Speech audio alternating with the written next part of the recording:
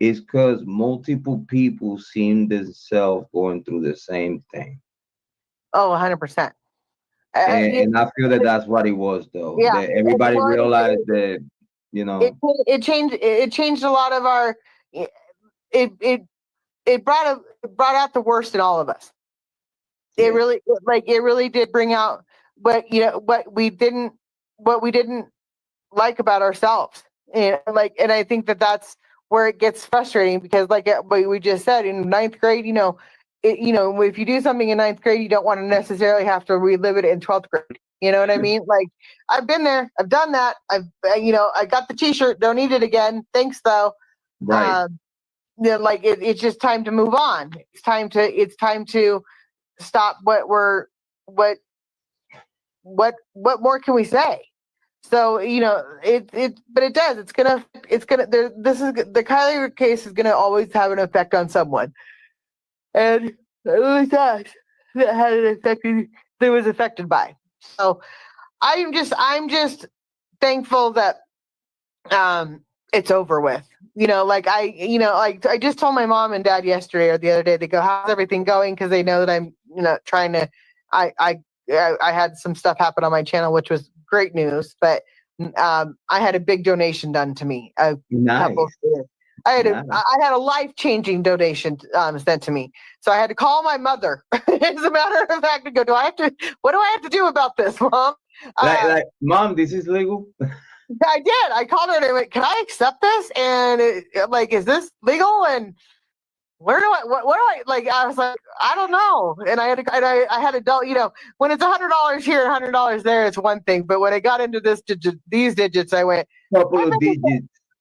when there's the digit that passes a certain quota, let's just say, of donations, I went, I don't think that this is normal. So and my mom actually said she was proud of me today. So, But I'm very happy for you, though. I'm very yeah, happy for you no, for it was, that. and it was someone it was actually someone that doesn't know the whole Kiely case. So it actually, but it's just known what I've been through, and it is very, has watched my channel in the last year and got to know me and everything else. But I've, and but it, and it, I'm finally finding my own 2 feet again, and I'm Right. finally it's a really amazing when you realize, like you said with your daughter, when you said with your daughter, I'm okay. I'm fine. I'm I'm fine. And all of a sudden it makes sense. You go, I'm okay. Like yeah. I, you what, like you, and you laugh, and it's like you just kind Yeah. of go, what was I like? You say you snap out of it. It's like it's like with it's the same thing that your daughter did to you is what my dad did to me in a different way, but the same. Looked right into your eyes and said, I know the truth. And I don't care what anybody else says. And that's pretty much what she said to you is that, Daddy, Yep. I know you and this isn't you. Fix it. The, like, Touche. Touche. this is not you and you need to fix it. You're the only one that can. And you went, and you did. You changed your Yeah. perspective. And for me, it was a change of, I don't care. It really, and everybody else said to me, you probably, Stiffa, like many, many, many, many, many hundreds of people said, why do you care? Why do you care? Why do you care? Why do you let it bug you? Why do you give them the reaction? Why do you do this? And I was like, part of it, like, I don't want to say was entertaining, but it was because had nothing going on. So therefore I wanted, I was like, It was giving you a kick in the butt. it's giving me a whole bunch of shit. But No. but I but it was very hard. It was very and when my dad looked right at me and with just it just gave me a big hug and said, you're my life and you're why I'm here and you're what I do for my family and you're my daughter and that's all that matters. And I don't care what Army for Jesus says and I don't care what all these other people say and I don't they're devils to me and I don't care.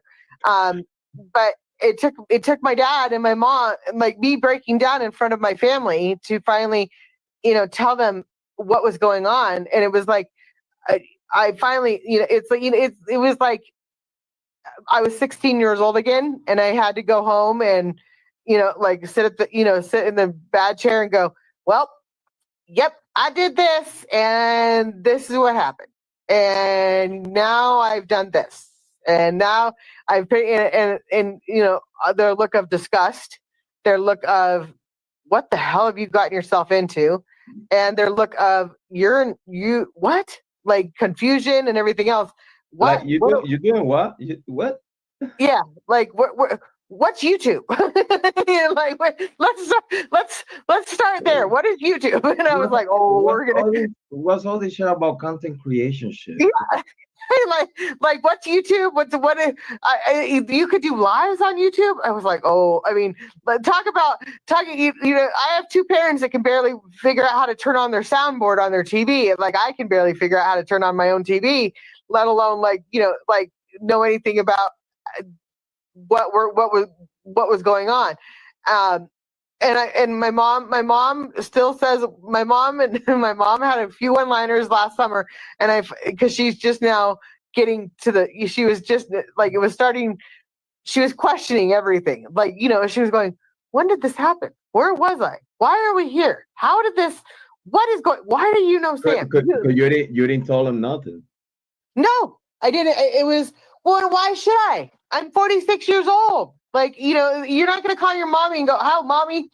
At 46 years old, I kind of put my foot in the quicksand and I'm dying. Mommy, I'm being a very bad girl. Yeah, I did something wrong, and and of course they kind of knew about it, but because everybody was talking about it, so they already knew. They kind of knew about it, but they're like, I mean, my mom asked me.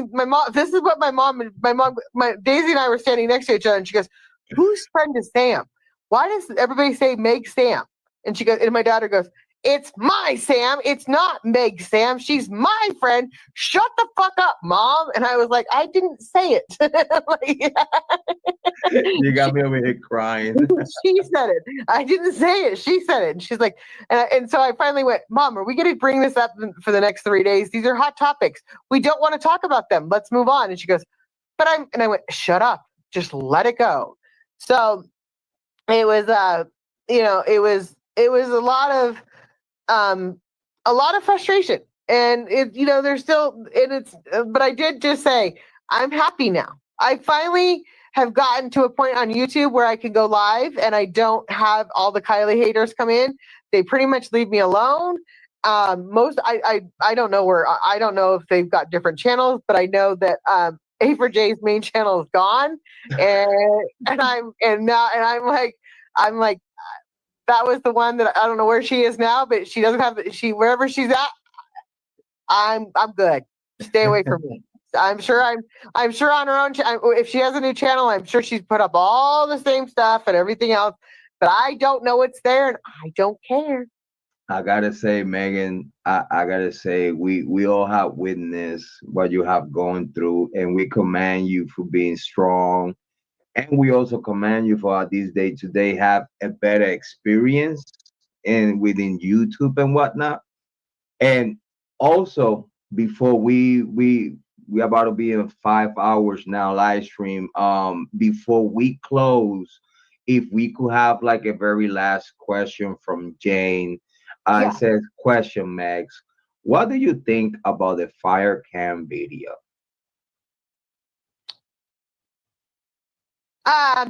Well, I think the fire cam video is absolutely 100% truthful. I think that it, how I look at that fire cam video is that you're watching someone die every single time you watch that video. Yes, and I totally agree with you with that take. That is what, no matter how many times, no matter how you cookie cut it, no matter what you want to say, someone dies every time. Like someone was in that car that went in the water. At the end of the day, you are watching someone's death. And you know what's crazy though? Like, if you ask me though, the fire cam video, even though a lot of people say this, and I will say about the fire cam video, about 3 months prior to Kiely missing, and I didn't even think about it during like probably for a year. It didn't even connect with